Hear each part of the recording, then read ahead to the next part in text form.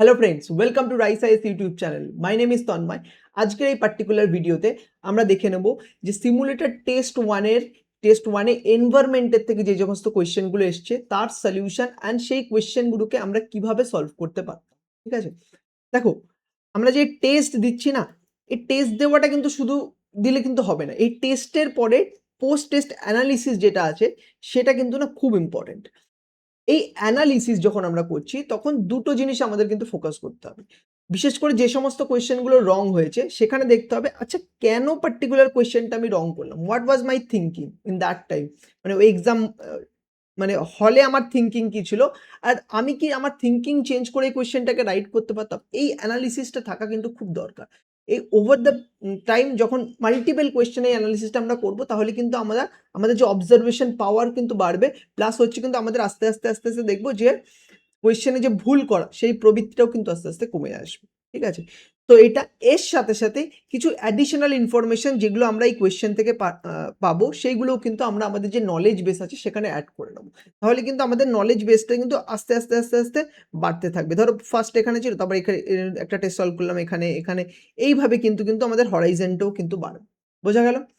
এই আন্ডারস্ট্যান্ডিংটা মাথায় রেখে আজকে আমরা আমাদের এনভায়রনমেন্টের যে সমস্ত কোয়েশ্চেনগুলো সিমুলেটর টেস্ট ওয়ানে এসেছিল সেগুলোর ডিসকাশন শুরু করব। দেখো, এই পার্টিকুলার ভিডিওতে আমি শুধু তোমাদের কিন্তু এটাই বোঝাবো না, মানে কন্টেন্টই খালি দেবো না। কন্টেন্ট তো তোমরা নিজেরাও পড়ে নিতে পারবে, সেটা কিন্তু খুব একটা বেশি ইম্পর্টেন্ট না। বাট যেটা সব থেকে বেশি ইম্পর্টেন্ট, আমরা কিভাবে এই কোয়েশ্চেনটাকে সলভ করতে পারতাম, technique to solve this particular question. এর সাহায্যে না আমরা এমসিকিউ সলভিং অ্যাপটিটিউড যেটা আছে না সেটা ডেভেলপ করতে পারবো। তখনই এমসিকিউ সলভিং অ্যাপটিটিউড যদি তোমার ডেভেলপ হয় তখনই কিন্তু যে তোমরা কি করতে পারবে, যে আননোন কোয়েশ্চেন যেগুলোতে তোমাদের কোনো আইডিয়া থাকবে না, অ্যারাউন্ড 30 to 35 কোয়েশ্চেন তোমরা জানবে ফাইনাল প্রিলিমসে, but most of the question কিন্তু লজিক্যাল গেসিং এর সাহায্যে, ঠিক আছে, এই এমসিকিউ সলভিং অ্যাপটিটিউডের সাহায্যে কিন্তু তোমাদের সলভ করতে হবে। তো সেইটার উপর আমার মেন ফোকাস থাকবে। বোঝা গেল? কোয়েশ্চেন দেখো, question number 20, consider the following statement about international big cat alliance. ঠিক আছে কোয়েশ্চেন, এবার দুটো স্টেটমেন্ট দিয়েছে। ফার্স্ট স্টেটমেন্ট কি দিয়েছে, দাঁড়া একটু বড় করে দিই তোমাদের। ঠিক আছে, ইন্টারন্যাশনাল বিগ ক্যাট অ্যালায়েন্স এটা is a multi country multi agency collision of 95 big range country. দেখো আমি যেমন যেমন তোমাদের এরকম গোল করছি এরকম করে করে কিন্তু মার্ক করে পড়া উচিত, তাহলে কিন্তু আমাদের মাইন্ড কিন্তু ওই জায়গাটা কনসেন্ট্রেট করে। কি বলছে, 95 বিগ রেঞ্জ কান্ট্রি, আচ্ছা that is one of the fact. Focusing on 7 big cats. ঠিক আছে, tiger, lion, leopard, snow leopard, cheetah, jaguar, puma, 4টা বিগ ক্যাটের নাম দিয়েছে। দেখো, যারা তোমরা ইন্টারন্যাশনাল বিগ ক্যাট অ্যালায়েন্স পড়েছো তারা তো এই স্টেটমেন্টটা পড়েই বুঝতে পেরেছো this is the right statement. But যারা ধরো তোমরা কোয়েশ্চেনটা বুঝতে পারোনি তারা একটু হোল্ড করো। আচ্ছা ঠিক আছে, ঠিক আছে, এটা আমার কোনো ক্লিয়ার আইডিয়া নেই। এবার নাও আমি সেকেন্ড কোয়েশ্চেনটা আমি পড়ছি। India is home to all 7 big cat species recognised by IBA including jaguar আর পুমা। এই স্টেটমেন্টটা যখনই পড়েছে না তখন আমার মাথার ঘন্টা বাজে। জ্যাগুয়ার আর পুমা তো আমি কখনো, মানে আমরা এত স্পিসিস পড়েছি এনভায়রনমেন্টে, জ্যাগুয়ার আর পুমার কথা তো আমরা কোনোদিনও শুনিনি। ঠিক আছে, তো এই নলেজটা দিয়ে কিন্তু আমরা এই কোয়েশ্চেনটাকে কিন্তু লজিক্যালি রং মার্ক করতে পারি যে এটা তো হবে না। এবার স্টেটমেন্ট 2 যদি কেটে যায় তাহলে কি থাকে, দুটো অপশন দেখো কেটে যাচ্ছে, option B and option C কিন্তু হবে না। এইবার হয় অপশন এ হবে, নাই অপশন ডি হবে। এইবার দুটোর মধ্যে আমাকে একটা চয়েস নিতে হবে। যদি তুমি জেনে স্টেটমেন্ট 1 যদি জানো তাহলে তো তোমার পক্ষে খুব ইজি যে স্টেটমেন্ট 1 কারেক্ট করা। বাট যদি তুমি না জানো তাহলে তুমি কিভাবে ডিসিশনটা নিতে পারো এটা একবার দেখো। দেখো এই যে স্টেটমেন্টটা দিয়েছে, স্টেটমেন্টটা দেখো কিভাবে স্টেটমেন্টটা দিয়েছে। স্টেটমেন্টটা কিন্তু মাল্টিপল, প্রথম কথা ফ্যাক্ট ইনক্লুড করেছে, 95 big range country, 7 big cats. ঠিক আছে, মানে স্টেটমেন্টটা না এক্সপ্লেন করেছে। এইবার ইউপিএসসিতে দেখা গেছে প্রিভিয়াস ইয়ার কোয়েশ্চেনের অ্যানালিসিস করে আমরা দেখতে পেয়েছি যে ইউপিএসসি যখন কোনো একটা স্টেটমেন্টকে প্রচুর ডেপথে ঢুকে এক্সপ্লেন করে তাহলে কিন্তু সেই স্টেটমেন্টটা রাইট হওয়ার চান্স কিন্তু বেড়ে যায়। যদি এই আন্ডারস্ট্যান্ডিংটা আমার ক্লিয়ার থাকে, আর এই আন্ডারস্ট্যান্ডিংটা কিভাবে আসবে, এই আন্ডারস্ট্যান্ডিংটা তবেই আসবে যখন তোমরা নিজেরা previous year question multiple time go through করবে। 1 2 বার 3 বার করলে কিচ্ছু হবে না, এটা প্রচুর বার করার পরে কিন্তু এই আন্ডারস্ট্যান্ডিংটা তোমাদের ক্লিয়ার হবে যে যখনই কোনো কিছু এক্সপ্লেন করছে UPSC, there is a high chance সেই স্টেটমেন্টটা রাইট হতে পারে। তো আমাকে যদি রিস্ক নিতেই হয় এই অপশন এ আর অপশন ডির মধ্যে, I will go with option A. বোঝা গেল? তো এভাবে কিন্তু আমরা এই কোয়েশ্চেনটাকে সলভ করতে পারতাম যদি আমাদের নলেজ থাকতো এই পার্টিকুলার ব্যাপারটা, যেটা থাকাটা খুবই ইম্পর্টেন্ট, কারণ এটা প্রচুর নিউজে আছে। You should know that this fact, ঠিক আছে? বাট যদি না জানতাম তাহলেও কিন্তু আমরা কিভাবে অপশন এ মার্ক করতে পারতাম, আমি কিন্তু তোমাদের সেই আর্টটাও দেখাবো। এই যে ডিসকাশন, সেটাই মোস্ট ইম্পর্টেন্ট। সলিউশনে আসলাম, সলিউশনে কি কি আছে এটা তো তোমরা নিজেরাও পড়ে নিতে পারবে। দেখো সলিউশনে কি আছে, যে 95 big 95 big cat range country IBC এর পার্ট। আর কি আছে, tiger, lion, leopard, snow leopard, চিতা, জাগুয়ার, পুমা, ঠিক আছে? আর অনলি 5 মানে জাগুয়ার আর পুমা কিন্তু ইন্ডিয়াতে পাওয়া যায় না। Jaguar and Puma is not native to India. এটাই হচ্ছে তোমার knowledge base. And India will host global big cat summit in new Delhi in 2026। এটা ধরো তোমার অ্যাডিশনাল কিছু ইনফরমেশন, তুমি যদি না জানো একবার রিভিশন করে নিতে পারো। But what is more important, যে কিভাবে সলভটা করলাম কোয়েশ্চেনটা, দ্যাট ইজ মোর ইম্পর্টেন্ট। বুঝা গেল? এইবার চলে আসি আমরা কোয়েশ্চেন নাম্বার 21 এ। ভালো করে পড়ো, একদম মাইনিউট ডিটেলসে জিনিসটাকে পড়বে, একদম কনসেন্ট্রেশনের সাথে পড়বে, কোয়েশ্চেন কিন্তু হয়ে যাবে আনসার না জানা থাকলে, মানে নলেজ না থাকলেও। With reference to geo engineering concept studied for climate change mitigation, consider following statement. কি বলেছে? স্টেটমেন্ট 1 বলছে stratospheric aerosol injection involve injecting reflective aerosols such as sulfur dioxide into stratosphere to cool the atmosphere by mimicking the natural cooling effect of volcanic eruption। ঠিক আছে? মানে অ্যাটমসফিয়ারে আমরা যে aerosol such as sulphur dioxide inject করব, যার ফলে কি হবে, ন্যাচারালি যেভাবে ভলক্যানিক ইরাপশনের পরে যেভাবে কুলিং হয় অ্যাটমসফিয়ার, সেভাবে সেই মেথডটাকে কিন্তু আমরা এইটার মাধ্যমে কিন্তু রিপিট করতে পারি। স্ট্র্যাটোস্ফিয়ারিক অ্যারোসোল ইনজেকশন, এটা একটা পার্টিকুলার মেথড। তো তোমরা যারা এটা জানো তারা তো একদমই মার্ক করে দিতে পারবে এটা রাইট, বাট যারা জানো না তারা কিছুক্ষণের জন্য এটাকে হোল্ড করো। ঠিক আছে, আমি জানি না, দেখি নেক্সট কি বলছে। নেক্সট বলছে enhanced rock weathering involves spreading finely ground vast weathering rocks such as basalt over farmland to accelerate carbon removal by enhancing geological weathering process। ঠিক আছে? তো তোমরা যারা জানো তারা জানো this is the right statement, but যারা জানো না হোল্ড করো। কিভাবে সলভ করা যায় দেখো। Ocean fertilisation in geoengineering refer to extraction of subglacial water to slow glacier flow and reduce polar ice melt। দেখো এই তোমরা এই পার্টিকুলার এনহান্স রক ওয়েদারিং নাও জানতে পারো, but you should know that ocean, what is ocean fertilisation. ঠিক আছে? Ocean fertilisation জানাটা কিন্তু অ্যাবসলিউটলি নেসেসারি। দেখো কি হয় না, আমরা ওশান ওয়াটারের মধ্যে আয়রন অ্যাড করি। এবার আয়রন অ্যাড করার পরে কি হয় না, যে ফাইটোপ্ল্যাঙ্কটনের গ্রোথ আছে সেগুলো কিন্তু বেড়ে যায়। এর ফলে কি হয়, যে মোর কার্বন কিন্তু ওশান কিন্তু অ্যাবজর্ব করতে পারে। ঠিক আছে? তো এসে কিন্তু এটা কিন্তু ওশান ফার্টিলাইজেশন। আর এখানটা দেখো একটা বলেছে ফার্টিলাইজেশন একটা কিওয়ার্ড, বাট এখানে কি আমরা কোনো কিছু ফার্টিলাইজেশন রিলেটেড বুঝতে পারছি? Geo engineering refer to extraction of subglacial water to slow the glacier flow and reduce ice melt. এখানে কিন্তু ফার্টিলাইজেশন রিলেটেড কিন্তু কিছু আসছে না। তো আমি যদি সেই লজিকে যাই, এটাকে ভালো করে পড়ো একবার, জিনিসটা বুঝতে পারবে। সেই লজিকে যদি যাই তাহলে কিন্তু এই স্টেটমেন্টটাকে আমি উপরেই পড়েই বুঝতে পারছি যে স্টেটমেন্টটা কিন্তু রং হওয়ার চান্স আছে। তো এটাকে আমি কেটে দেবো। এটাকে যদি কেটে দিই তাহলে আমি কি হচ্ছে, যে অনলি 3 কিন্তু বাদ হয়ে যাচ্ছে। এইবার এই দুটো স্টেটমেন্টকে দেখো। এর আগের স্টেটমেন্টটাতে আমি কি বলেছিলাম, যে কোনো একটা পার্টিকুলার কনসেপ্টকে ইউপিএসসি বা কোনো একটা ফ্যাক্টকে যখন ইউপিএসসি ডিটেলসে যে এক্সপ্লেন করে, তাহলে কিন্তু ওটার যে রাইট হওয়ার চান্স সেটা কিন্তু বেড়ে যায়। আর এই দুটো কোয়েশ্চেনের ক্ষেত্রে দেখো কিন্তু সেটাই হয়েছে। Stratospheric aerosol injection and enhance rock Wuthering, এই দুটো যে কনসেপ্ট আছে সেগুলো কিন্তু খুব ডিটেলসে যে এক্সপ্লেন করেছে। কিন্তু অন দ্য আদার হ্যান্ড দেখো ওশান ফার্টিলাইজেশন কিন্তু ইউপিএসসি বহুত সারফেস, মানে এই কোয়েশ্চেনটাতে বহুত সারফেস লেভেলে কিন্তু এক্সপ্লেন করেছে। তো যদি আমার লজিক্যাল গেসিং নিতে হয় তাহলে কিন্তু আমি এই দুটো নেব। আরেকটা তোমাদের একটা অবজারভেশন বলছি, ইউপিএসসিতে দেখা গেছে যখন 3টে স্টেটমেন্টের কোয়েশ্চেন আছে তাহলে কিন্তু there is a high chance থাকে, মানে সবসময় কিন্তু একদমই কারেক্ট হয় না, বাট হাই চান্স থাকে যে দুটো স্টেটমেন্ট কিন্তু কারেক্ট হয়। এটা কিন্তু ওই অবজারভেশনের পরেই দেখা গেছে। তোমরা যদি প্রথমে এটা শোনো আর যেটা যদি ক্ল্যারিটি যদি না থাকে, তোমরা যদি নিজেরা না করো, প্রত্যেকটা কোয়েশ্চেন দেখে তারপরে এই অ্যানালিসিসটা, তাহলে কিন্তু এই জিনিসটা খুব একটা বুঝতে পারবে না।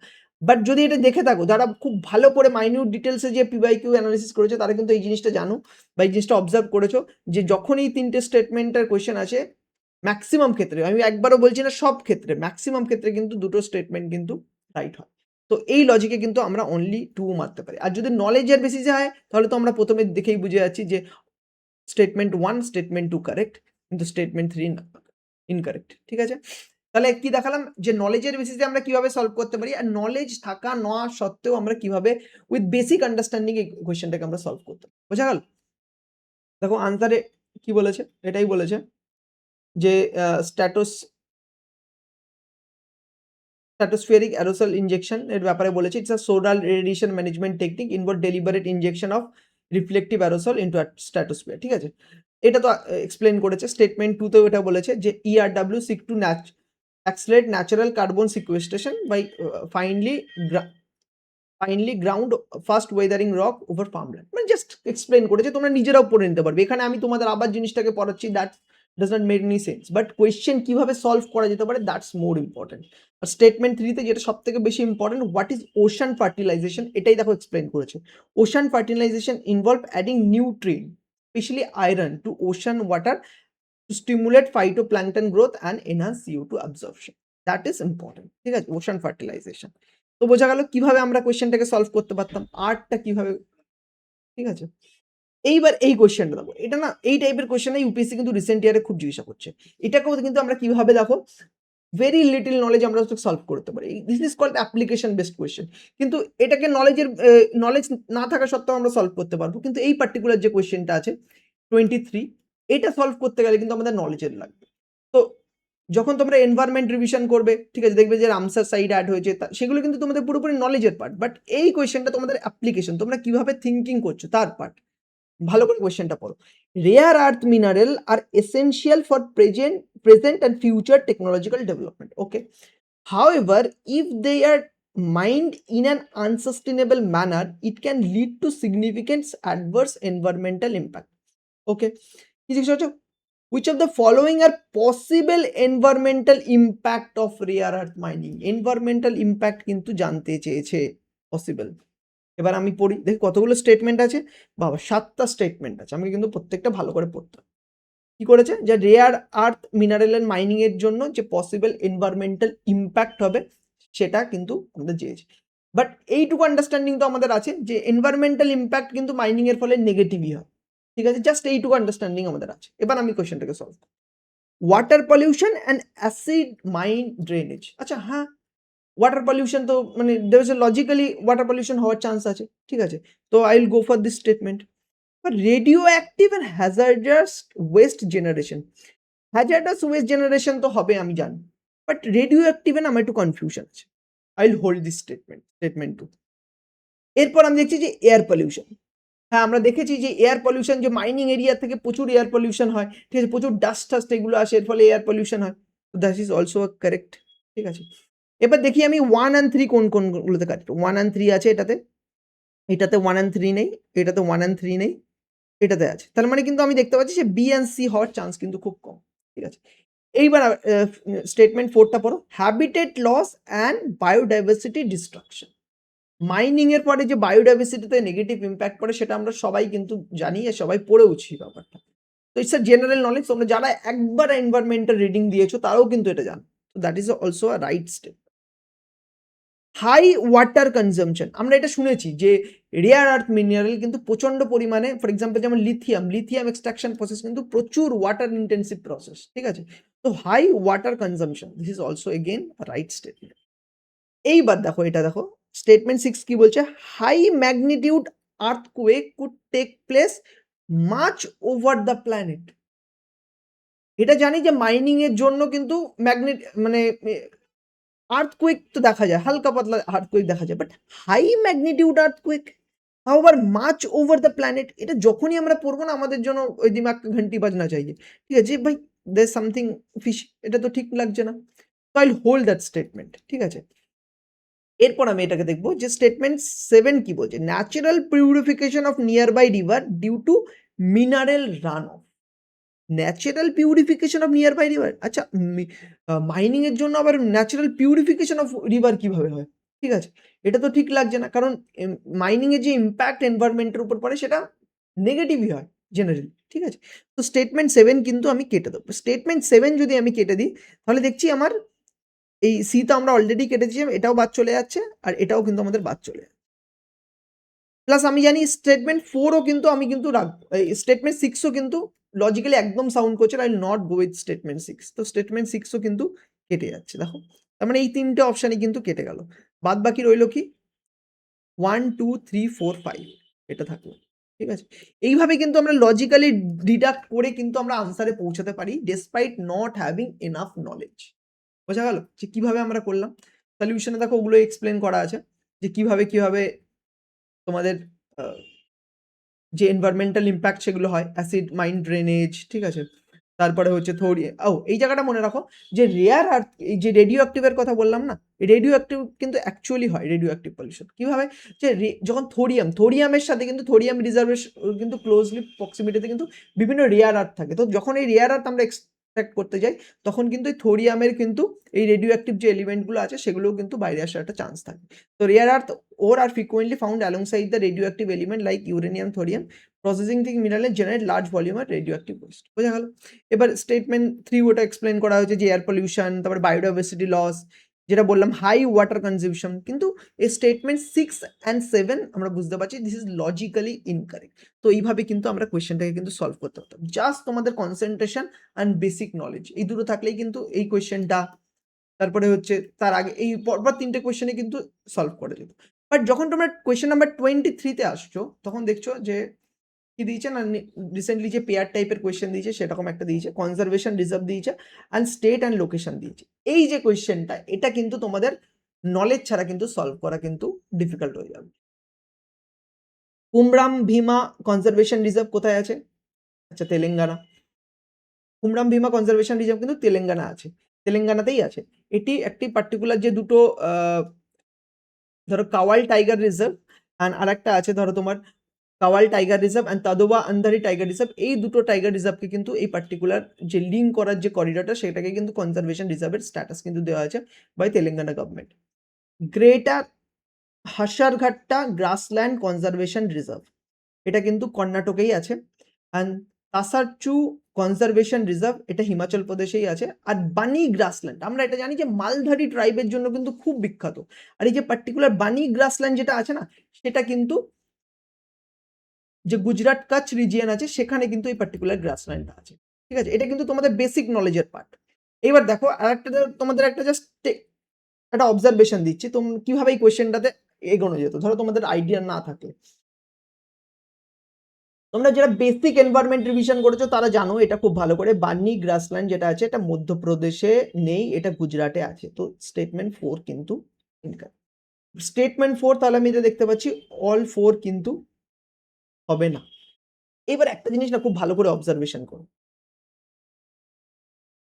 ইন্টারেস্টিং একটা জিনিস দেখো, গ্রেটার হাসেরঘাটটা গ্রাসল্যান্ড কনজারভেশন রিজার্ভ, এটা একটা কনজারভেশন রিজার্ভ দিয়েছে, এখানে কর্ণাটক দিয়েছে তো ঠিক আছে। বাট এখানে না দেখো দিয়েছে নিয়ার ব্যাঙ্গালোর, এটা কেন দিল? কেন একটা এক্সট্রা ইনফরমেশন এটাকে অ্যাড করবে? আচ্ছা, এক্সট্রা ইনফরমেশনটা যখন অ্যাড করেছে তোমাদের মনে হচ্ছে না যে এটাকে ইউপিসি চায় বা এই কোয়েশ্চেন যিনি বানিয়েছে তিনি চায় যে এই পার্টিকুলার কোয়েশ্চেনটাকে যেটা একটা হিন্টস দিতে স্টুডেন্টদের, যাতে এই হিন্টসটা ধরে করতে পারে যে না কর্ণাটকের বেঙ্গালুরুর কাছাকাছিই আছে। সিমিলারলি দেখো এই পার্টিকুলার যে তাসরাপচু কনজারভেশন রিজার্ভ আছে সেখানেও কিন্তু কি দিয়েছে হিমাচল প্রদেশ স্পিতি ভ্যালি, পার্টিকুলার লোকেশনটা একটু আরো ডিটেলসে যে মেনশন করে দিচ্ছে। বোঝা গেল কেন দিচ্ছে এই দুটো জিনিস? দুটো জিনিস দিচ্ছে তার মানে কিছু তো রিজন আছে। আমি যদি এক্সামিনেশন হলে থাকতাম তাহলে কিন্তু আমি এই দুটো স্টেটমেন্টটাকে কিন্তু কারেক্ট রাখতাম। তো যদি দুটোকে আমি কারেক্ট রাখতাম তাহলে কিন্তু আমার অনলি 1 কেটে যাচ্ছে, তাহলে আমার বি অ্যান্ড সি এর মধ্যে কিন্তু আনসার। এবার আমি যদি নলেজ না থাকতো তাহলে কিন্তু আমি এই যে কুমরাম ভীমা কনজারভেশন রিজার্ভ এই পার্টিকুলার যে স্টেটমেন্টটাকে আমি যেহেতু অনলি 2 এর দিকেই কিন্তু আমি যেতাম। আমি হয়তো ভাবতাম যে এখানে হয়তো কোনো জিনিসটাকে ঘুরিয়েছে। ঠিক আছে? তো আমি কিন্তু এই অনলি টুর সাথে যেতাম, যেক্ষেত্রে কিন্তু আমার ভুল হতো কোয়েশ্চেনটা। ভুল কিন্তু তোমাদের হবে কোয়েশ্চেন, এমন না যে সব কোয়েশ্চেনে ঠিক হতে হবে, দরকার নেই না, আমাদের 100 ক্রস করতে হবে। তো এইখানটায় কিন্তু আমি রিস্ক নিতাম, কিন্তু সেক্ষেত্রে এই দুটো স্টেটমেন্টের মধ্যেই আমি রিস্ক নিতাম, only B and only two and only three. আর আমি অনলি টুর সাথে যেতাম, আমার যদি নলেজ না থাকতো, নলেজ থাকলে তো আমি অনলি থ্রির সাথে যেতাম, যদি নলেজ না থাকতো তাহলে আমি অনলি টুর সাথে যেতাম, সেক্ষেত্রে আমার কোয়েশ্চেনটা ভুল হতো, তবুও আমি এইভাবেই কিন্তু সলভ করব, কারণ লজিকটা মোস্ট ইম্পর্টেন্ট। আমি যদি 10টা কোয়েশ্চেন সলভ করি, আমার হয়তো 7টা কোয়েশ্চেন আমাকে পজিটিভ দেবে, 3টে কোয়েশ্চেনের নেগেটিভ দেবে, হয়তো 3টে কোয়েশ্চেনের মধ্যেই একটা কোয়েশ্চেন হচ্ছে এটা, ঠিক আছে, কিন্তু 7টা কোয়েশ্চেন তো পজিটিভ দিচ্ছে, তাহলে তো আমাদের নেট পজিটিভ আসছে না। তো এইভাবে কিন্তু আমি এই কোয়েশ্চেনটাকে সলভ করতাম, যে সেক্ষেত্রে আমার কোয়েশ্চেনটা কিন্তু রং হতো, কারণ আমি অনলি 2 মার্ক করতাম, আর এই কোয়েশ্চেনের যে আনসারটা সেটা কিন্তু অনলি 3 3। বোঝা গেল? এবার নলেজটা একবার দেখে নাও।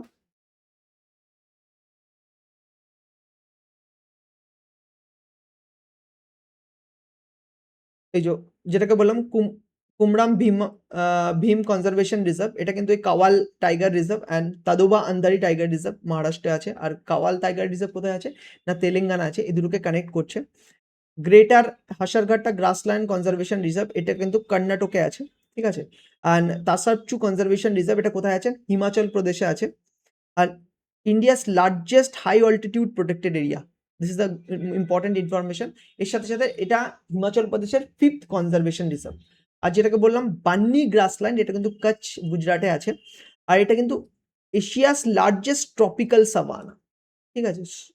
আর এর সাথে সাথে এখানে এই পার্টিকুলার যে এরিয়াটা, এটা কিন্তু ডিসকাশন চলছে যে চিতা রিইন্ট্রোডাকশন কি এখানে করা যাবে, তো তার উপরে কিন্তু একটা ডিসকাশন চলছে, ঠিক আছে। তো বোঝা গেল কিভাবে আমরা এটাকে এগোতে পারতাম এই কোয়েশ্চেনটাতে। এরপর আমরা চলে আসি ডাইরেক্টলি, দেখো এনভায়রনমেন্টের কোয়েশ্চেনের পরে আছে 53-তে। আবার দেখো এই প্রোটেক্টেড এরিয়া অ্যান্ড ওয়েটল্যান্ডের উপর কোয়েশ্চেন, সিগনিফিকেন্ট ফিচার্স জিজ্ঞাসা করেছে। দুটো কলাম আছে, একটাতে আছে প্রোটেক্টেড এরিয়া আর ওয়েটল্যান্ড অ্যান্ড সিগনিফিকেন্ট ফিচার্স, ঠিক আছে, 4টে রো আছে। ফার্স্ট কি জিজ্ঞাসা করেছে, সুন্দরবন সিগনিফিকেন্ট ফিচার্সে কি দিয়েছে, declared in Ramsar site in 2019 and UNESCO world heritage site 1987। খুব ফেমাস কিন্তু এই ফ্যাক্টটা, তোমরা যারা এনভায়রনমেন্ট পড়েছো এটা কিন্তু তোমরা জানো এটা কি হবে, দ্যাট ইজ আ রাইট। এটা নলেজের উপর সলভ করতে হবে। এগেইন এই কোয়েশ্চেনটা কিন্তু নলেজ বেস কোয়েশ্চেন, তোমার কিন্তু চান্স কম যে তুমি এলিমিনেশন অ্যাপ্লাই করতে পারবে, ঠিক আছে, but it's a knowledge base question, তো এটা আমি জানি যে right. Cold dessert biosphere reserve, ঠিক আছে, রিসেন্টলি কিন্তু আমরা যারা নিউজ ফলো করি তারা কিন্তু জানি যে এই পার্টিকুলার যে কোল্ড ডেজার্ট বায়োস্ফিয়ার রিজার্ভ আছে, সেটা কিন্তু ইউনেস্কোর যে ওয়ার্ল্ড নেটওয়ার্ক অফ বায়োস্ফিয়ার রিজার্ভের মধ্যে কিন্তু আনা হয়েছে। India's 13th site in UNESCO world network of biosphere reserve, ঠিক আছে, রাইট স্টেটমেন্ট।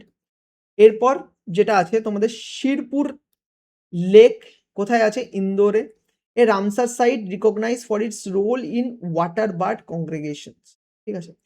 এগেইন এটা কিন্তু আমাদের নলেজের উপর কিন্তু সলভ করতে হবে। এইবার না এই কোশ্চেনে একটা ক্লু আছে, দেখো ভালো করে।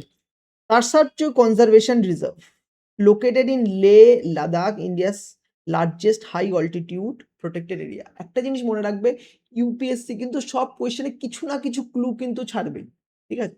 আমাদের ওই ক্লুটাকে না ধরতে হবে, ধরে কিন্তু ওই কোয়েশ্চেনটাকে এগোতে হবে। যেমন এখানে কি বলেছে, তারসারচু কনজারভেশন রিজার্ভ, যদি আমরা আগের স্টেট কোয়েশ্চেনটা যদি জানতাম, তাহলে যখন এটা পড়েছিলাম আমরা জানি যে এই পার্টিকুলার যে লোকেশনটা সেটা কিন্তু লে লাদাখে না, এটা হিমাচল প্রদেশে, তাহলে কিন্তু আমি এই স্টেটমেন্টটাকে কিন্তু ইনকারেক্ট করে দিতে পারি।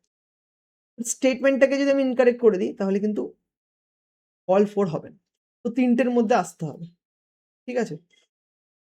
এইবার আমরা একটা জিনিস এভাবে দেখতে পারি যে নলেজে যদি থাকে তো তোমরা করে দিতে পারবে অনলি 3, বাট এই সুন্দরবন এটা কিন্তু তোমাদের জানাও একদম, মানে তোমরা যারা প্রিলিম সিরিয়াসলি দিচ্ছ, this you should know that. আর এই দুটো তো তুমি একদম জানাই উচিত, কারণ এটা প্রচুর নিউজে আছে। তোমার হয়তো শিরপুর লেকটা নিয়ে প্রবলেম হতে পারে, ঠিক আছে। তো সেই ক্ষেত্রে ধরো অনলি 1 তো তোমার হবে না, হয় অনলি 2 অনলি 3, বি অ্যান্ড সির মধ্যে অপশনে আসছো তুমি, ঠিক আছে। তো তোমাকে কিন্তু এই দুটোর মধ্যে একটা জিনিস চুজ করতে হবে। এই দুটোর মধ্যে যদি যে কোনো একটা জিনিস চুজ করো তাহলে কিন্তু তোমার, মানে তোমার যে কোয়েশ্চেন সলভিং অ্যাবিলিটি, যে লজিক্যালি যে ডিরাইভ করার যে অ্যাবিলিটি সেটা কিন্তু তুমি BCর মধ্যে যে কোনো একটা চুজ করতে পারো, তাহলে কিন্তু ঠিক আছে। বাট যদি তুমি অনলি ওয়ান বা অল ফোর এর মধ্যে চুজ করো, তাহলে তোমাকে আরো একটু এই দিকে এগোতে হবে, আরো একটু ভালো করে PYQ অ্যানালিসিস করতে হবে, ঠিক আছে। বি অ্যান্ড সি এর মধ্যে তুমি যে কোনো আনসার নিতে পারো, কিন্তু এই ক্ষেত্রে আনসার যেটা আছে সি আছে, ঠিক আছে। আর এইবার কিছু নলেজ জেনে রাখো। সুন্দরবন বায়োস্ফিয়ার রিজার্ভ কবে ডিক্লেয়ার করা হয়েছিল? 1989-এ। টাইগার রিজার্ভ 1973-তে। রামসার সাইট হিসাবে ডিক্লেয়ার করা হয়েছিল 2019-এ, 2019। আর ইউনেস্কো ওয়ার্ল্ড হেরিটেজ সাইট হিসাবে ডিক্লেয়ার করা হয়েছিল 1987, ঠিক আছে। আর এটা মনে রাখবে, এটা কিন্তু ওয়ার্ল্ড লার্জেস্ট ম্যানগ্রোভ ফরেস্ট। আরেকটা important information, cold desert biosphere reserve, এটা ইউনেস্কোর ওয়ার্ল্ড নেটওয়ার্ক অফ বায়োস্ফিয়ার রিজার্ভে রিসেন্টলি আনা হয়েছে। আর এটা কিন্তু ইন্ডিয়াস 13th সাইট, ঠিক আছে। আর আরেকটা জিনিস এরপর যেটা আছে সিরপুর লেক, এটা কিন্তু মধ্যপ্রদেশে আছে, স্পেসিফিক্যালি ইন্দোরে। আর স্যার রামসার সাইট। আর রিসেন্টলি কি হয়েছে না, Indore water wetland city accreditation, এই পার্টিকুলার যে ইনিশিয়েটিভ তার আন্ডারে কিন্তু ইন্দোর এসছে, ঠিক আছে, রিকগনাইজ করা হয়েছে ইন্দোরকে। আর এই সিরপুর লেক কিন্তু একটা ইম্পর্টেন্ট কিন্তু ভূমিকা পালন করেছে ইন্দোরের এই লিস্টে আসার জন্য, ঠিক আছে, এই রিকগনাইজেশন পাওয়ার জন্য। তো এটা একটা ইম্পর্টেন্ট ইনফরমেশন। আর আগেই বললাম তাসাবচু কনজারভেশন রিজার্ভ, এটা কোথায় আছে? এটা কিন্তু হিমাচল প্রদেশে আছে। এইবার আর যে আমাদের বায়োস্ফিয়ার রিজার্ভ আছে সেগুলোকে না একবার কুইকলি দেখে নাও, ঠিক আছে। আমরা সুন্দরবন দিয়ে স্টার্ট করব, ওয়েস্ট বেঙ্গলে সুন্দরবন আছে। এরপর সিকিমে যদি আমরা চলে আসি, আমরা দেখছি কাঞ্চনজঙ্ঘা, এটাও কিন্তু একটা বায়োস্ফিয়ার রিজার্ভ, ঠিক আছে। এরপর আমরা যদি মেঘালয়তে আসি, মেঘালয়তে দেখতে পাচ্ছি নোক্রেক আছে, বায়োস্ফিয়ার রিজার্ভ। আসামে দুটো বায়োস্ফিয়ার রিজার্ভ আছে, Manas, this is Manas and Dibru সাইকুয়া, ঠিক আছে, এটা হচ্ছে দিব্রু সাইকুয়া, এরকম জায়গায় আছে। আর দেহাং দেবাং কিন্তু বায়োস্ফিয়ার রিজার্ভ আছে অরুণাচল। এবার আমরা যদি আরেকটু নিচের দিকে চলে আসি, তাহলে দেখবো আমরা ওড়িশাতে আছে সিমলিপাল, অন্ধ্রপ্রদেশে আছে শেষেশলম, ঠিক আছে। আর তামিলনাড়ুতে আছে গালফ অফ মান্নার। এরপর তামিলনাড়ু আর কেরালার মানে বর্ডারে আছে আগস্তামালাই। কর্ণাটকে আছে নীলগিরি বায়োস্ফিয়ার রিজার্ভ। আর ছত্তিশগড় আর মধ্যপ্রদেশের বর্ডারে আছে আচাঙ্কমার আমারকান্টক কিন্তু আমারকান্টক বায়োস্ফিয়ার রিজার্ভ, খুব খুব কিন্তু ফেমাস। আর আরেকটা মনে করা লাগবে, মধ্যপ্রদেশে কিন্তু আরো দুটো বায়োস্ফিয়ার রিজার্ভ আছে, একটা হচ্ছে পাঞ্চমারি আর একটা হচ্ছে পান্না। পান্না বায়োস্ফিয়ার রিজার্ভ কিন্তু ওই কেন বেতোয়া রিভার লিঙ্কিং প্রজেক্টের জন্য খুব কিন্তু নিউজে ছিল, তো পান্না কিন্তু আছে। গুজরাটে যেটা আছে কচ্ছ বায়োস্ফিয়ার রিজার্ভ আছে। আর উত্তরাখণ্ডে কি আছে? নন্দা দেবী। আর কোল্ড ডেজার্ট কোথায় আছে? কোল্ড ডেজার্ট বায়োস্ফিয়ার রিজার্ভ না হিমাচল প্রদেশে। এই কিন্তু 13 বায়োস্ফিয়ার রিজার্ভ। আর একটা জিনিস, এই যে Andaman greater Nicobar and biosphere reserve, Andaman Nicobar আইল্যান্ডে কিন্তু আছে। এই হচ্ছে 13 বায়োস্ফিয়ার রিজার্ভ, যেটা কিন্তু তোমাদের মনে রাখতে হবে, একবার কুইকলি গো থ্রু করে নাও, ঠিক আছে। বোঝা গেল?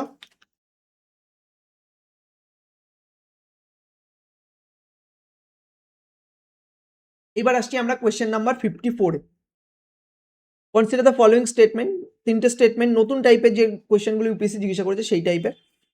Blue carbon ecosystem play a significant role in climate change mitigation. দেখো এই কোয়েশ্চেনে একটা খুব ভালো অবজারভেশন তোমাদের দিয়েছি, তিনটে স্টেটমেন্টের অ্যাসারশন রিজনিং কোয়েশ্চেন। এই কোয়েশ্চেনে না স্টেটমেন্ট 1 অলওয়েজ রাইট হবে। স্টেটমেন্ট 1কে রং করে এই টাইপের কোয়েশ্চেন বানাতেই পারবে, মানে এটা রাইট হবেই হবে, ঠিক আছে। তো এটাকে জাস্ট একবার পড়ে নিলেই বুঝতে হবে, বেশি ভালো করে ভিতরে ঢোকার দরকার নেই। This should B right, otherwise এই কোয়েশ্চেনটাই ফর্ম করা যাবে না এইরকম প্যাটার্ন, বোঝা গেল? তো this is the right statement, blue carbon ecosystem play a significant role in climate change mitigation, ঠিক আছে। স্টেটমেন্ট 2 কে বলছে mangrove, sea grass and salt marshes can sequester large amount of carbon. বুঝতে পারছো? দেখো আমরা এটা সবাই পড়েছি যে ম্যানগ্রোভ কিন্তু প্রচুর কার্বন কিন্তু স্টোর করতে পারে, ঠিক আছে। তো this is a right statement. আর এইটা কিন্তু দেখো মানে একটা জেনারেল টাইপের স্টেটমেন্ট দিচ্ছে।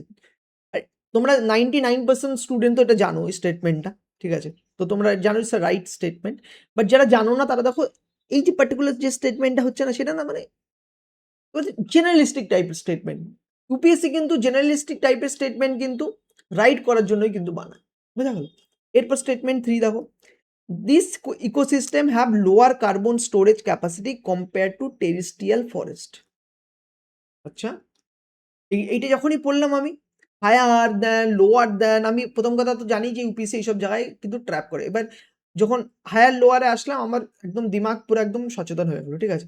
This ecosystem have lower carbon storage capacity compares to territorial forest. আমরা এটা জানি যে যে ওশানের কার্বন সিকুয়েস্ট্রেশন ক্যাপাসিটি কিন্তু অনেক বেশি টেরেস্ট্রিয়াল ইকোসিস্টেমের থেকে। তো এই স্টেটমেন্টটা কিন্তু আমি পড়েই বুঝতে পারছি যে this is not a right statement, it's a wrong statement. এটা কিন্তু তোমরা কিন্তু মানে অনেক যারা বেসিক এনভায়রনমেন্ট পড়েছো তারাও কিন্তু এটা জানো। এই ফ্যাক্টটা জানো যে ওশানের কিন্তু কার্বন সিকুয়েস্ট্রেশন এর যে ক্যাপাসিটি স্টোরেজের ক্যাপাসিটি সেটা কিন্তু অনেক বেশি। তো this is a wrong statement. এটা যদি রং স্টেটমেন্ট হয় তাহলে কি হলো? যে একটা কিন্তু এইটা রাইট হয়ে গেল, এটা রং হয়ে গেল। ঠিক আছে? তো এখানে দেখো এই একটাই স্টেটমেন্ট আছে যেখানে কিন্তু এটা স্যাটিসফাই করছে। only one statement 2 and statement 3 is correct and that explain what. এখানে দুটোতে এই অপশনটাতে দুটো স্টেটমেন্টই কারেক্ট, এখানেও কিন্তু দুটো স্টেটমেন্টই কারেক্ট। বাট এই একটাই আছে যেখানে কিন্তু একটা স্টেটমেন্ট কারেক্ট, একটা ইনকারেক্ট। আর লাস্টের অপশনটাতে কিন্তু দুটোই ইনকারেক্ট। তো যখনই আমি এইটা বেরিয়ে আসলো তখন আমাকে আর দেখতে হচ্ছে না আচ্ছা এইটা কি এটাকে এক্সপ্লেন করে। আমি এটা যখনই রং আসলো আমি এটা বুঝে গেলাম যে দিস ইজ আনসার। বুঝা গেল? এইভাবে কিন্তু যদি আমরা এই নিউ টাইপের কোয়েশ্চেন এ যদি বারবার প্র্যাকটিস করি আমাদের মাইন্ড কিন্তু সেই মাপেই কিন্তু চলতে থাকে। বুঝা গেল? আর এর যে নলেজ আছে দেখো এই ব্লু কার্বন কিসের জন্য কিসের কোনটাকে রেফার করে? Refer to carbon captured and stored by world ocean and coastal ecosystem. Blue কার্বনের উপর কিন্তু ইউপিএসসি এর আগেও কিন্তু কোয়েশ্চেন জিজ্ঞাসা করেছে। সম্ভবত 2021 এ। ঠিক আছে? মানে 1 লাইনের কোয়েশ্চেন জিজ্ঞাসা করেছে। তো ওশান অ্যান্ড কোস্টাল ইকোসিস্টেম যে কার্বন ক্যাপচার করে সেটাকে কিন্তু আমরা ব্লু কার্বন বলি। আর এরপরে দেখো ম্যানগ্রোভ, সিগ্রাস, সল্ট মার্শেস এগুলো কিন্তু প্রাইমারি কিন্তু ব্লু কার্বনের একটা part of blue carbon ecosystem. ঠিক আছে? This is important. আরেকটা যেটা বললাম তোমাদের যে ব্লু কার্বন ইকোসিস্টেম এটা কিন্তু around up to 10 time higher per unit. ঠিক আছে? Than mature terrestrial forest. যে ম্যাচুয়ার টেরেস্ট্রিয়াল ফরেস্ট আছে তার থেকে 10 টাইমস হায়ার কিন্তু কার্বন কিন্তু সিকুয়েস্টার বা কার্বন কিন্তু স্টোর করতে পারে। That is another important information and another important fact you should know. ঠিক আছে? আর বাদবাকি তো তোমরা সলিউশনে পড়েই নেবে। এটা হচ্ছে মেইন ইম্পর্টেন্ট যে জিনিসটা আমাদের মাথায় রাখতে হবে। ঠিক আছে? আর কিভাবে আমি কোয়েশ্চেনটাকে সলভ করলাম দ্যাট অ্যাপ্রোচ। ঠিক আছে? বোঝা গেল? এরপর আমি আসছি কোয়েশ্চেন নাম্বার 55 এ। কনসিডার দ্য ফলোইং স্টেটমেন্ট ম্যানগ্রোভের উপর কোয়েশ্চেন। স্টেটমেন্ট 1 কি বলছে? India's total mangrove cover is 4999 991 square kilometer, accounting 0.15% of the total geographical area, reflecting a net decrease of 7.43 square kilometer compared to 2021 with Gujarat, Andaman, Nicobar Island record slight decline. দেখো এই স্টেটমেন্টটা আবারও এর আগেও বললাম যে যখনই কোনো স্টেটমেন্ট দেখবে খুব ডিটেলসে যে এক্সপ্লেন করে সেই স্টেটমেন্টটা কিন্তু রাইট হওয়ার চান্স কিন্তু অনেক বেশি থাকে। প্রথম কথা তোমরা ম্যানগ্রোভ যারা পড়ছো এই ফ্যাক্টর সম্পর্কে তোমরা এই দুটো ফ্যাক্ট সম্পর্কে 101% তোমরা জানো। কিন্তু এই যে ফ্যাক্টটা এটা সম্পর্কে তোমরা নাও জানতে পারো। ঠিক আছে? তো এরকম টাইপের যখনই আমি স্টেটমেন্ট দেখছি যে এত ডেপথে ঢুকে স্টেটমেন্ট করেছে আমি কিন্তু এটাকে পরীক্ষার হলে কিন্তু কারেক্ট নেব। এটাকে নেওয়া হলো। এইবার আমি সেকেন্ড স্টেটমেন্টটা দেখছি under the coastal regulation zone notification 2019 project causing mangrove loss must undertake compensatory plantation by replanting 2 times the number of mangrove affected with 50-meter buffer zone for project impacting mangrove beyond. দেখো again যে লজিকটা কি যে না কোনো একটা জিনিসকে যখন অনেক ডিটেলসে ঢুকে এক্সপ্লেন করছে দ্যাটস হাই চান্স ওটা রাইট হবে। এই স্টেটমেন্টটাকেও কিন্তু অনেক ডিটেলসে ঢুকে কিন্তু ইউপিএসসি কিন্তু এক্সপ্লেন করছে অনেক ডিটেলসে ঢুকে। তো আমি কিন্তু পরীক্ষার হলে কিন্তু এটাকেও রাইট স্টেটমেন্ট নেব। কিন্তু আমি এটা দেখতে পাচ্ছি যে এই স্টেটমেন্ট আর এই দুটো স্টেটমেন্টের মধ্যে কিন্তু কোরিলেশন নেই। ঠিক আছে? মানে কিন্তু এই স্টেটমেন্টটা এটাকে কিন্তু এক্সপ্লেন করছে না। তো আমি কিন্তু I will go for B. But B is the incorrect option. কেন জানো? এই যে স্টেটমেন্টটা যেটা ঢুকে অনেক ভিতরে ঢুকে ইউপিএসসি এক্সপ্লেন করছে স্টেটমেন্টটা কিন্তু কারেক্ট না। আমি তোমাদের বললাম না যে সব ক্ষেত্রে কিন্তু কারেক্ট হবে না বাট ম্যাক্সিমাম ক্ষেত্রে কারেক্ট হবে। আর ওই যে ক্ষেত্রে কারেক্ট হবে না তারই একটা এক্সাম্পল। আমি দেখো এই আনসারটা আমি জানি। আমি তোমাদের বলেই দিতে পারতাম যে আরে এটা তো 2 টাইমস না এটা তো 3 times. This should be the wrong statement. You should know that. But that is not our purpose না।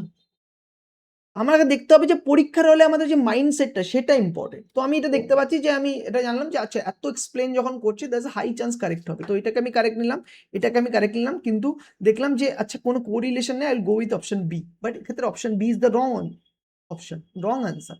কারণ দেখো কেন? এই যে এইখানটায় ইউপিএসসি এই মানে যে কোয়েশ্চেন সেটার যে গেম খেলে দিয়েছে, the project causing mangrove loss must undertake compensatory plantation by replanting not 2 times but 3 times number of mangrove affected. বোঝা গেল? বাট ঠিক আছে আমি ভুল নেব, but I will do maximum attempt, because আমাকে আমার যে চান্স নেওয়ার, আমাকে যে পাস করার যে পসিবিলিটি সেটাকে কিন্তু আমাকে বাড়াতে হবে। তো আমি কিন্তু এই টাইপের কোয়েশ্চেনগুলোতে despite not having exact knowledge I will go with that. ঠিক আছে? বাট এক্ষেত্রে আমার ভুল হবে, স্টেটমেন্টটা রং, 2 টাইমস হবে না 3 টাইমস হবে। অপশন হয়ে যাবে তোমার option C is the correct answer. ঠিক আছে? বোঝা গেল? এবার সলিউশনে দেখো, সলিউশনে এটাই বলেছে যে টোটাল ম্যানগ্রোভ এরিয়া বলে দিয়েছে 0.15% অফ টোটাল জিওগ্রাফিক্যাল এরিয়া। এটা জাস্ট একটা ইম্পর্টেন্ট ফ্যাক্ট মনে রাখবে। সব রিজিয়নে কিন্তু যে সমস্ত ম্যানগ্রোভ ট্র্যাডিশনে থাকে সেখানে কিন্তু ম্যানগ্রোভের যে যতটা জায়গায় ম্যানগ্রোভ থাকে সেটা কিন্তু গ্রো হয়েছে। বাট এক্সেপ্ট গুজরাট আর আন্দামানে কিন্তু ম্যানগ্রোভের যে এরিয়া সেটা কিন্তু শ্রিঙ্ক করেছে। That's important fact. And CRZ notification 2019 কি বলা হয়েছে? Project causing mangrove lost must replant 3 times the number of mangrove affected. That's important fact, যেটা তোমাদের জানা উচিত। এই ফ্যাক্টটা আমি জানতাম না এর আগে। ঠিক আছে? আমিও কিন্তু কোয়েশ্চেনটা ওভাবেই সলভ করতাম, সেক্ষেত্রে আমার নেগেটিভ হতো, বাট ডিসপাইট দ্যাট আমি কিন্তু লজিক লাগিয়ে কোয়েশ্চেন সলভ করতাম। ঠিক আছে? এরপর আসছে 56। কোয়েশ্চেন নাম্বার 56 কি বলছে? The government of India launch first national R&D roadmap for carbon capture utilization storage as a key technology pathway to support India's net zero by 2070 target। 2070 এর যে টার্গেট আমাদের নেট জিরো এমিশন, ঠিক আছে, এটা achieve করা, সেক্ষেত্রে কিন্তু কি করেছে না গভর্নমেন্ট অফ ইন্ডিয়া একটা R&D রোডম্যাপ লঞ্চ। একটা জিনিস নোটিস করছো, এই স্টেটমেন্টটা কত জেনারেল, মানে কোনো এক্সট্রাঅর্ডিনারি কোনো ফ্যাক্ট নেই যেখানে ইউপিএসসি রং করাতে পারে। It's a very generalistic statement. Government of India launch the first national R&D roadmap for CCUS as a key technology pathway. Can you negate that statement যে এটাকে না? আরেকটা জিনিস এই মুহূর্তে বলেছি, যখন তোমরা কোনো স্টেটমেন্টকে নেগেট করতে পারবে না, তাহলে take it as a positive, right statement. এটা কিন্তু আমাকে প্রচুর মার্কস বুস্ট করতে, এই পার্টিকুলার যে জিনিসটা বললাম, যখন কোনো স্টেটমেন্টকে নেগেট করতে পারবে না সেটাকে পজিটিভ হিসাবে নাও যে এটা রাইট স্টেটমেন্ট। ঠিক আছে? এই পার্টিকুলার ফ্যাক্টটা কিন্তু আমাকে প্রচুর কোয়েশ্চেন সলভ করতে বা পজিটিভ আনতে কিন্তু সাহায্য করেছে। ঠিক আছে? তোমাদের এটা বললাম, এটা মাথায় রাখবে যে এখানে কিন্তু it's a very logically sound statement, কোনো নেগেটিভ কিছু নেই। তো I will go with this is a right statement. Statement two two বলছে আচ্ছা দেখো এত এক্সপ্লেন করার কোনোই দরকার ছিল না। স্টেটমেন্ট 1 আমরা দেখেছি এটা 3টে টাইপের স্টেটমেন্টের কোয়েশ্চেন। এই টাইপের কোয়েশ্চেনে স্টেটমেন্ট 1 অলওয়েজ রাইট। এর আগেই তোমাদের আমি বললাম। আমি এটা খেয়াল করিনি। ঠিক আছে? তো এই স্টেটমেন্ট 1 তো রাইট। এবার আমি স্টেটমেন্ট 2 তে আছি। The CCUS roadmap was developed by Department of Science and Technology under Ministry of Science and Technology। আচ্ছা, CCUS রোডম্যাপ আমি এটা জানি যে মিনিস্ট্রিতে ইউপিএসসি মিনিস্ট্রির সাথে চেঞ্জ করে দেয়। ঠিক আছে? তো আমি কিন্তু এইটাকে হোল্ড করব। আমি কিন্তু এটাকে রাইট নিয়ে নেব না। ঠিক আছে? আমি আবার পড়ব। বাট আমি এটা জেনারেলি অবজার্ভ করে দেখেছি। ঠিক আছে? আর এই যে আমি সলভ করছি না, আমি কিন্তু তোমাদের জায়গায় বসে সলভ করছি। কোয়েশ্চেনের আনসার কিন্তু আমি জানি। আমি তো কিন্তু সেভাবেই করতে পারতাম, বাট এটা কিন্তু বেনিফিট একদমই হবে না।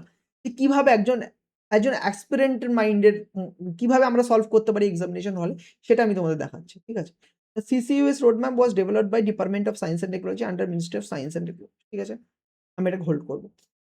CCUS roadmap recommend a cluster model where multiple industrial unit capture CO2 and share common transportation and storage network to reduce per unit cost। It's a very logical sound statement, plus এর মধ্যে কোনো এমন কোনো information বা fact নেই যেটাতে UPSC play করতে পারে। আর মোর ওভার এই যে পার্টিকুলার যে CCUS রোড ম্যাপস রিকমেন্ড মানে এই ক্লাস্টার মডেল, এটা কিন্তু এই যে স্টেটমেন্ট, এটা স্টেটমেন্ট 1 এটাকে কিন্তু এক্সপ্লেইনও করছে। তো এগেইন এই ক্ষেত্রে যদি আমাকে কারেক্ট আনসার মার্ক করতে হয়, আমি কিন্তু যাব, আমি এটাকে নেগেটিভ নেব। CCUS রোড ম্যাপ হু নোস, এটা ইয়েও হতে পারে, মিনিস্ট্রি অফ এনভায়রনমেন্টও হতে পারে। তো আমি কিন্তু এটাকে কিন্তু নেগেটিভ নেব এই স্টেটমেন্টটাকে। I will go with only one statement and statement 2. Only one of the statement 2 and statement 3 is correct and that explains statement 1. আমি কিন্তু এটার সাথে যাব। কিন্তু এই ক্ষেত্রে আমার অপশনটা কিন্তু আমার যে রেসপন্স সেটা কিন্তু এগেইন রং হয়ে যাবে। ঠিক আছে? কেন? কারণ দেখো এর যে আনসার কিন্তু এ। মানে অ্যাকচুয়ালি কিন্তু এখানে মিনিস্ট্রি কিন্তু রাইট দিয়েছে। কিন্তু আমি দেখেছি আমার অ্যানালিসিসে প্রিভিয়াস ইয়ার কোয়েশ্চেনে আমি মানে একজন অ্যাসপিরেন্টের পক্ষ থেকে বলছি, দেখেছি যে ইউপিএসসি বারবার মিনিস্ট্রিতে ট্র্যাপস তৈরি করে। তো আমি এটাকে ওই হিসাবেই ওই লজিকেই কিন্তু রং নিয়েছি। কিন্তু এই ক্ষেত্রে I will get a negative. ঠিক আছে? কারণ অপশন হচ্ছে এ, আমি এক্ষেত্রে কি নিয়েছি সি। ঠিক আছে? আর জেনে রাখো যে সিসিইউএস রোডম্যাপ কে ডেভেলপ করেছে? Department of science and technology under ministry of science and technology CCUS roadmap develop করেছে। আর CCUS roadmap recommend a cluster model where, এটা তো জাস্ট লজিক্যালি যেটা হচ্ছে জেনারেল স্টেটমেন্ট সেটা তোমাদের ইম্পর্টেন্ট।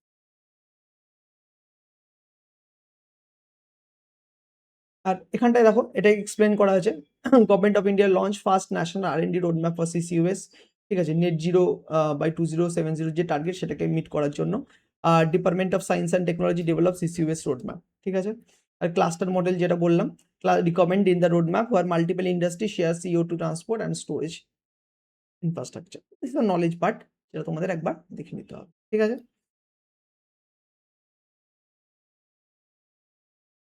এরপর আমরা চলে আসি ডাইরেক্টলি কোয়েশ্চেন নাম্বার 71। দেখো লাইকেনের উপর কোয়েশ্চেন, এগেইন 3 স্টেটমেন্টের কোয়েশ্চেন। আমরা জানি স্টেটমেন্ট 1 এই টাইপের কোয়েশ্চেনে কিন্তু রাইট হয়। তো lichen are effective bio indicator for air pollution and widely used to assess the environmental quality. This is a right statement. আর অলসো আমরা জানি যে লাইকেন কিন্তু বায়ো ইন্ডিকেটরে কাজ করে। স্টেটমেন্ট 2 কি বলছে? Lichen absorb water and nutrient directly from atmosphere over their entire surface. Again logically sound statement, nothing wrong. ঠিক আছে? লাইকেন অ্যাবজর্ব ওয়াটার, হ্যাঁ, nutrient directly from atmosphere over their entire. আর এটা কিন্তু তোমার নলেজে যারা জানো তো লাইকেনের ব্যাপারে সেটা তো একদমই, যারা জানো তাদের তো কোনো প্রবলেমই হবে না, বাট যারা জানো না তারা কিন্তু স্টেটমেন্টটা পড়ে এটা বুঝতে পারছে লজিক্যালি সাউন্ড স্টেটমেন্ট, নাথিং রং, মানে আমরা কোনো কিছু ফিশি কিন্তু দেখতে পাচ্ছি না। এরপর স্টেটমেন্ট 3 কি বলছে? Lichen consist of a symbiotic association between algae আর cyanobacteria and fungi. UPSC clear করতে গেলে এটা তো তোমাকে জানতেই হবে, কারণ it's a very very well known fact. ঠিক আছে? লাইকেন হচ্ছে সিম্বায়োসিস রিলেশন ফাঙ্গি অ্যান্ড অ্যালগের মধ্যে। ঠিক আছে? সো স্টেটমেন্টটা কিন্তু একদম নলেজে, বেসিক নলেজ জানতে হবেই। তো this is the right statement. ঠিক আছে? তো তিনটে স্টেটমেন্টটাই কিন্তু রাইট হয়ে গেল। এইবার আমাকে এই দুটো তো বাদ হয়ে গেল, আমাকে এ অ্যান্ড বির মধ্যে কিন্তু আনসারটাকে খুঁজতে হবে।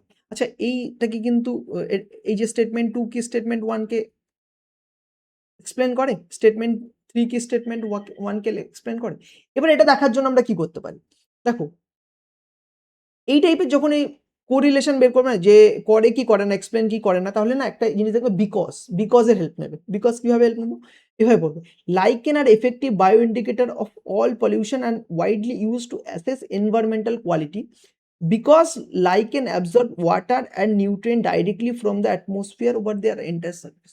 It's actually making logical sense because লাগালে।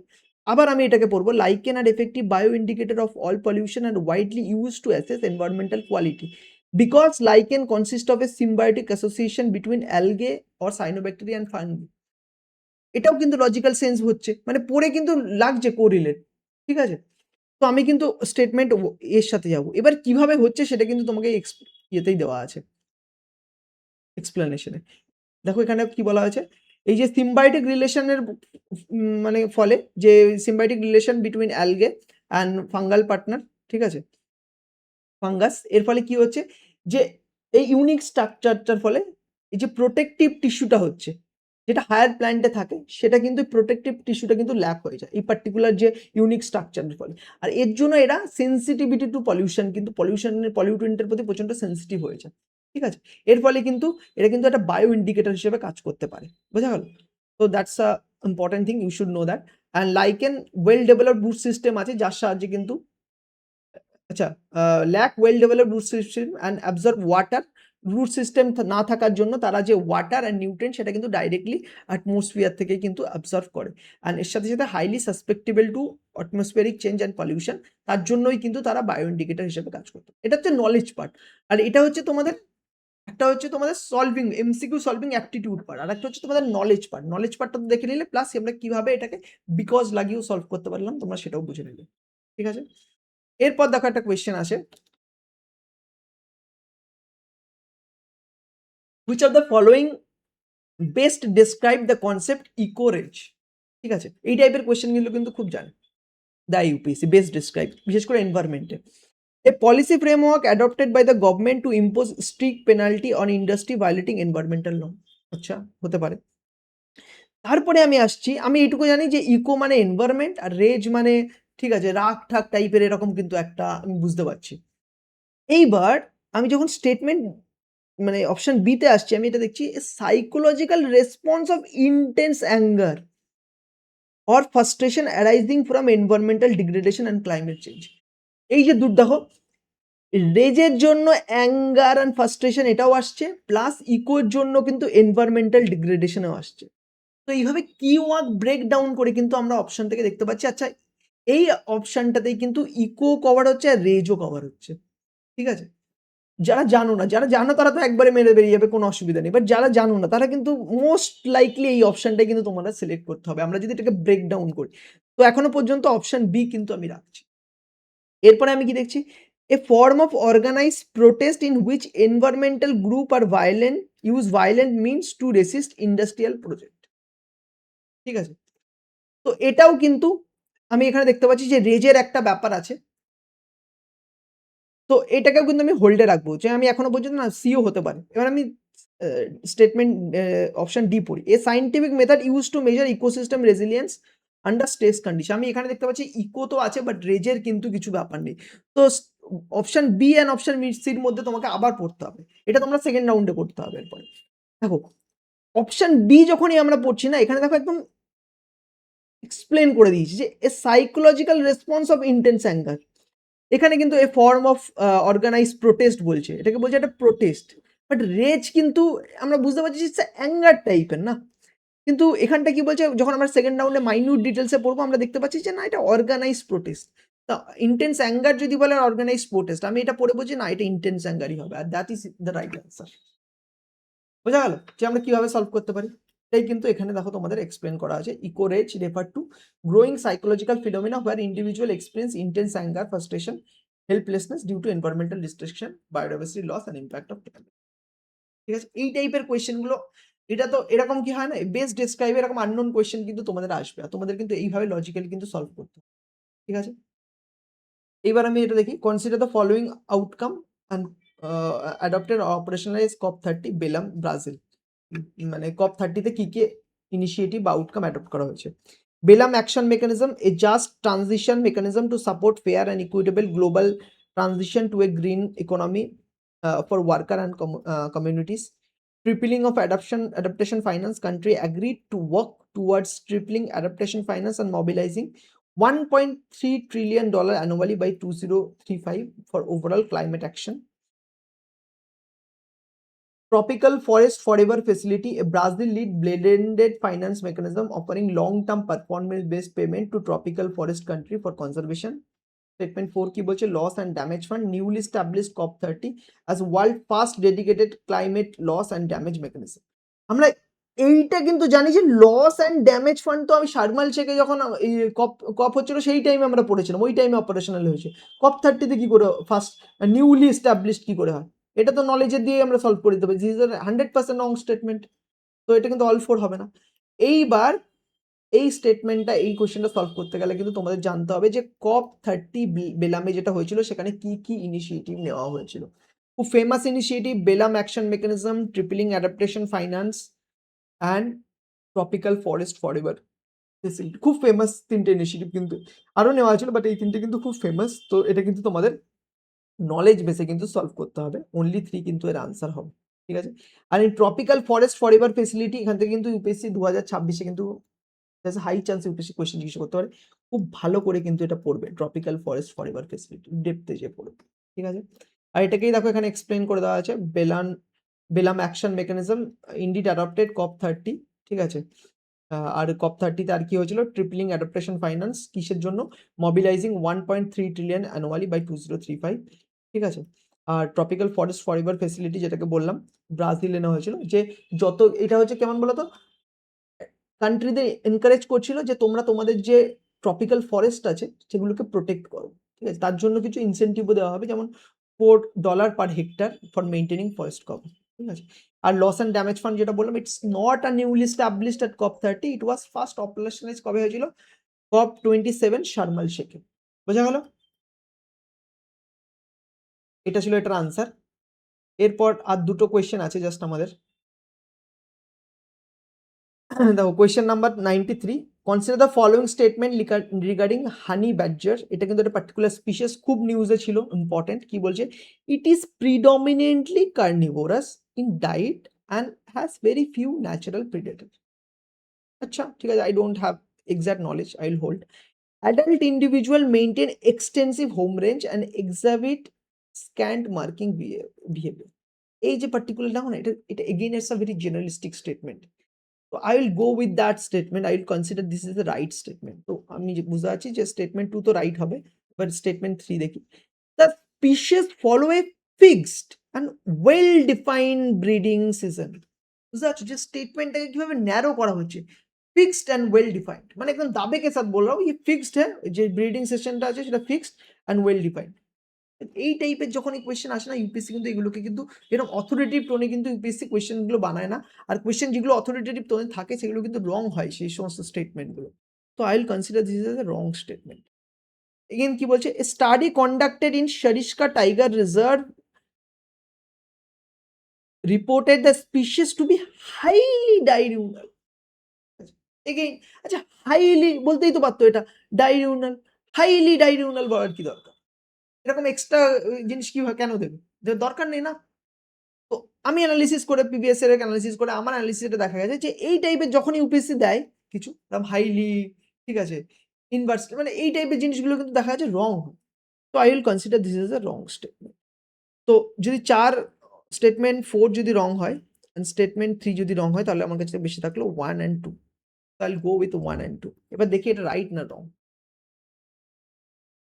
দেখো স্টেটমেন্ট 1 কিন্তু আমি কিন্তু এটা জানি না, না জানা সত্ত্বেও আমি এটাকে হোল্ড রাখলাম, এটাকে দেখলাম যে এটা রাইট স্টেটমেন্ট, এটা থেকে বুঝতে পারলাম দিস ইজ দ্য ক্লু ছাড়ছে ইউপিএসসি রং স্টেটমেন্ট।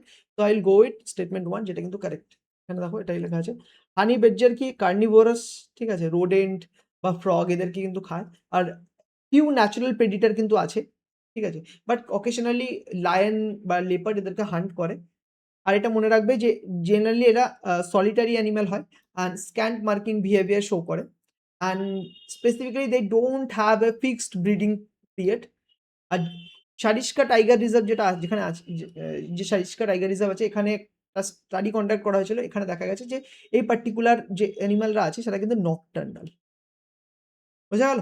তো এটাই ছিল ফ্যাক্ট। আর এটা একবার ছবিটা দেখে নাও, এইটা হচ্ছে সেই হানি ব্যাডজার, ঠিক আছে। এইবার আমি আসছি last question 96। Consider the following statement regarding biomedical waste management rule 2016। Statement 1 কি বলছে, the rules mandate segregation of biomedical waste at point of segregation into colour coded categories to ensure safe handling and disposal. আচ্ছা আমি এটা জানি যে এরকম এই সমস্ত যে ওয়েস্ট ম্যানেজমেন্টের রুল আছে, মানে আমি বলতে তোমরা এই জিনিসটা যারা অ্যাসপিরেন্ট আছো, যে এই টাইপের রুলে কিন্তু পয়েন্ট অফ সোর্সে কিন্তু সেগ্রিগেশনের একটা ব্যাপার থাকে, প্লাস হচ্ছে কালার কোডের ব্যাপারও কিন্তু আমরা এটাই জানি, ঠিক আছে। তো এটাকে আমি ইনিশিয়াল ইয়েতে রাইটই রাখবো, বাট আমি এরপর সেকেন্ড স্টেটমেন্টটা পড়ব, ঠিক আছে। আমি কিন্তু এটা জানি না যে 100% এটা রাইট কিনা, বাট আমাকে যদি এটা নিতে হয় I will consider it is a right, but still I am not taking any decision. Statement 2 আমি পড়ছি, the rules apply only to government hospital. এটা কেন অনলি টু কেন গভর্নমেন্ট হসপিটাল হবে, যে বায়োমেডিক্যাল ওয়েস্ট ম্যানেজমেন্টের রুল হচ্ছে সেটা কেন গভর্নমেন্ট হসপিটালে, কেন কেন প্রাইভেটে হবে না, কোনো সেন্স তৈরি হচ্ছে না। The rules apply only to government hospital exclude private health care facility and clinic from their ambit. No, that can not be correct, logically incorrect হচ্ছে। কোনো গভর্নমেন্ট হসপিটালে হবে, প্রাইভেটে হবে না, তো হতেই পারে না।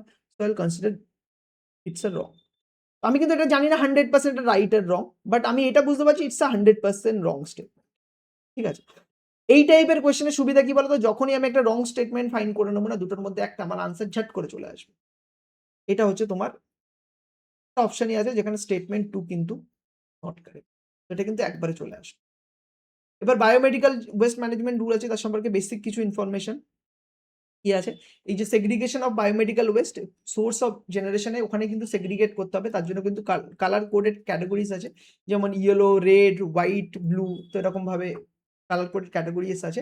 আর একটা জিনিস মনে রাখবে, it apply to all health care facility including government and private hospital. হতেই পারে না যে গভর্নমেন্টে করবে প্রাইভেটে করবে না, অ্যান্ড ক্লিনিক, ল্যাবরেটরি সবকিছুতে কিন্তু অ্যাপ্লাই হবে। আর এর জন্য এটা কিন্তু uniform regulation of biomedical across biomedical waste across sector. ঠিক আছে? তো এই ছিল আজকের এনভায়রনমেন্টাল রিলেটেড ডিসকাশন। ঠিক আছে? আমি তোমাদের যে নট জাস্ট যে কিভাবে এই যে সলিউশন, সেটার থেকেও বেশি আমি কোথায় এমফাসাইজ করলাম যে তোমরা কোন অ্যাপটিটিউডে কিভাবে কোয়েশ্চেনটাকে সলভ করতে পারো, যে কোয়েশ্চেন এমসিকিউ সলভিং অ্যাপটিটিউড, সেটার উপর কিন্তু সেটার উপর কিন্তু আমি বেশি এমফাসাইজ করলাম। এর ফলে এইখানে বসেই কিন্তু আমি দেখালাম যে কিছু কোয়েশ্চেনকে কিন্তু আমি এক্সামিনেশন হলে যদি এটা করতাম, আমি কিন্তু অ্যাকচুয়ালি রং মার্ক করতাম, বাট ডেসপাইট দ্যাট আমি লজিকের সাথে যেতাম। তাহলে কিন্তু আমি কিন্তু আমার অ্যাটেম্প যেটা আছে সেটাকে ম্যাক্সিমাইজও করতে পারতাম। প্লাস আমার যে ক্লিয়ার করার চান্স সেটাও কিন্তু আমি বাড়াতে পারতাম। ঠিক আছে? তো এইভাবে আরো অন্যান্য যে সাবজেক্ট আছে সেখানেও যে ডিসকাশন, সিমুলেটর টেস্টে অন্যান্য সাবজেক্টের ডিসকাশনও আসবে, ওগুলোও ফলো করবে। ফলো করলে কি হবে? টেস্ট দিচ্ছ, ডিসকাশন শুনছো, ডিসকাশন শুনে নিজের পেপারটাকে দেখছো কিভাবে এটাকে কারেক্ট করতে পারতাম। এভাবে পুরো প্রসেসটা যখন কমপ্লিট করবে, ঠিক আছে, ওভার দ্য 5 এরকম সিমুলেটর টেস্টে করার ফলে কিন্তু তোমরা you will get immense confidence. ঠিক আছে? আর এটা কিন্তু তোমাদের প্রিলিমসে কিন্তু অনেক হেল্প করবে। আশা করি আজকের ডিসকাশন ভালো লেগেছে। কোনো কোয়েশ্চেন থাকলে পার্টিকুলার ভিডিওর নিচে যেয়ে কমেন্ট করে জানাও যে এইটাকে আমি কিভাবে সলভ করতে পারতাম। এনি কোয়েশ্চেন, আমাদের টিম কিন্তু তোমাদের হেল্প করবে। ঠিক আছে? Thank you so much student for attending this particular discussion, and all the very best for your upcoming prelims. Thank you.